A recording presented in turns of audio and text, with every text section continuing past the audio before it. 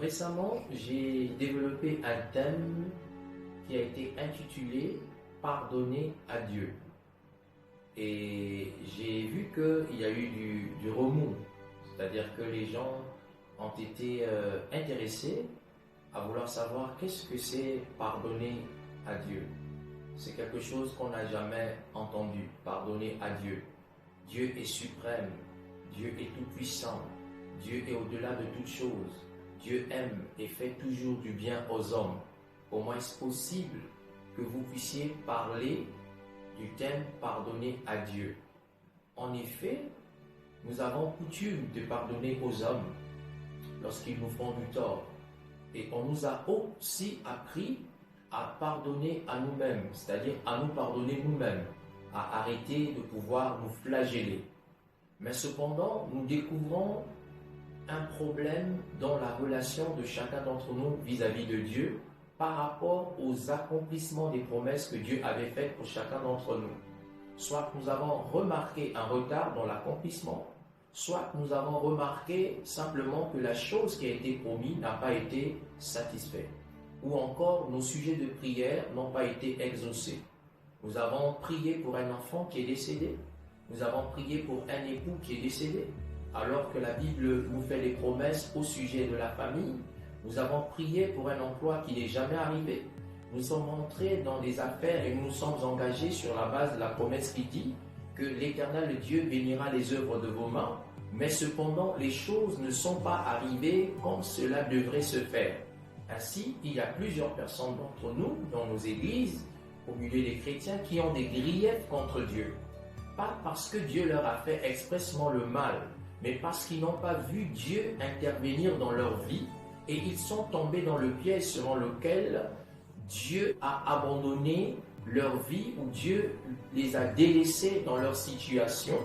Et ainsi, il y en a qui sont frustrés par Dieu dans nos églises, et il y en a qui sont frustrés par Dieu dans nos chorales. Il y a des pasteurs frustrés, il y a des chrétiens frustrés. Certains, dans leur frustration, sont rentrés dans le monde, d'autres sont dans les apparences trompeuses.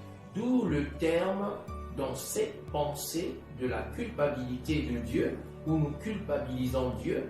Dans cet élan, nous sommes recommandés à pouvoir dire « Seigneur, Dieu, je te pardonne pour le fait que tu n'as pas agi dans ma vie dans les temps, pour le fait que tu n'as pas agi dans ma vie dans les délais, pour le fait que tu n'as pas fait comme il était écrit dans ta parole. » C'est-à-dire que le diable a réussi à implanter en chacun d'entre nous la pensée de la culpabilité de Dieu, que Dieu est coupable de ce qui nous est arrivé. Et si déjà nous sommes arrivés à la conclusion de savoir que Dieu était coupable, et donc dans le même élan, nous devons apprendre à prier et à dire à Dieu, Dieu, je te pardonne. Donc c'est pour nous encourager à pouvoir nous libérer, nous délivrer de ce que les griefs contre Dieu soient abandonnés. Ainsi, j'ai donné deux exemples. L'exemple de Lot, plutôt l'exemple de Job et l'exemple de son épouse. Job répond à sa femme en disant, est-ce qu'on ne peut recevoir de Dieu que quelque chose de bien, pas le mal? La femme de Job dit à Job, maudit Dieu et meurt. Entre les deux, il y a un qui a pardonné à Dieu et il y a un autre qui n'a pas pardonné à Dieu. Celui qui avait pardonné à Dieu, c'est Job. Parce que Job reconnaît par là que Dieu était capable de pouvoir faire que le bien arrive, que le mal arrive. Mais la femme de Job n'accepte pas le fait que Dieu soit celui qui permet que le mal arrive. Et donc, elle avait des griefs contre Dieu. Premièrement, elle perd tous ses enfants en une soirée. Deuxièmement, elle perd son statut social. Elle perd tout ce qu'elle avait bâti durant sa vie avec son mari. Troisièmement, elle perd la santé de son mari de façon grave.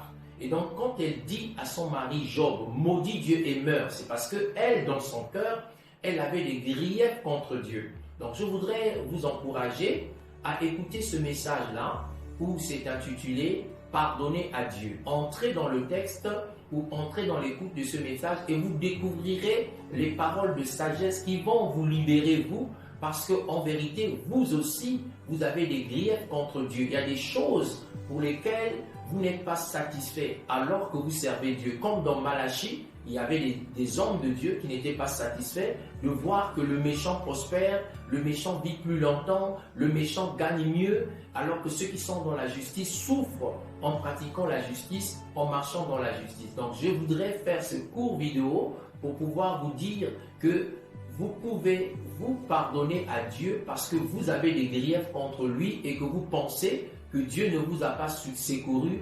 Vous êtes tombé dans le piège du diable et dans cet esprit, dans cet élan des choses, vous devez prier et dire à Dieu, je te pardonne de ce que j'ai perdu mon mari, de ce que j'ai perdu mon enfant, alors que je t'avais prié, tu n'as pas exaucé, de ce que j'ai été licencié, alors que j'ai prié, tu ne m'as pas exaucé. Pour ça, Seigneur, je te pardonne de ne pas avoir agi dans ma vie. Quand vous le faites, vous vous libérez véritablement.